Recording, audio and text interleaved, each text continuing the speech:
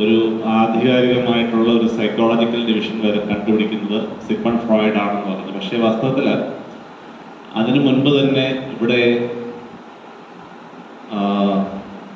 ഒരു ഉപനിഷത്തിൽ മനസ്സിനെ ക്ലാസിഫൈ ചെയ്തിട്ടുണ്ട്.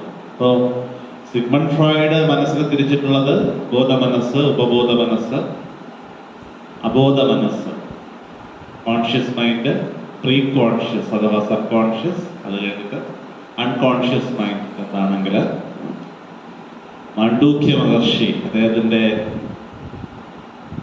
മാണ്ഡൂക്യം എന്ന് പറയുന്ന ഉപനിഷത്തില്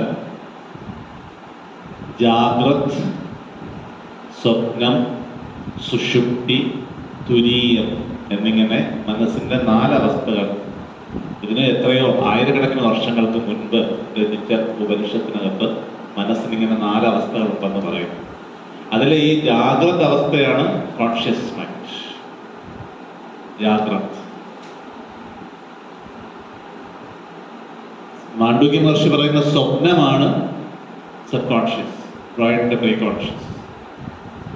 സുഷുപ്തിയാണ് അൺകോൺഷ്യസ്. ഇത് കൂടാതെ ഒരു സ്റ്റേജ് കൂടി മാണ്ഡൂക്യ മഹർഷി പറയുന്നുണ്ട്. അത് അൺകോൺഷ്യസ് അല്ല, തുരീയം, ട്രാൻസെൻഡന്റൽ ആയിട്ടുള്ള ഒരു അവസ്ഥ. ഇങ്ങനൊരു അവസ്ഥയെ സിഗ്മണ്ട് ഫ്രോയിഡ് പറയുന്നില്ല.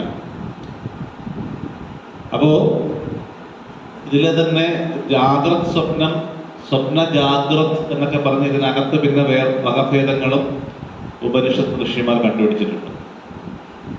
ഉണർച്ചയും ഉറക്കവും കൂടെ ഇടകലർന്നുള്ളൊരവസ്ഥയാണ് ജാഗ്രത സ്വപ്നം.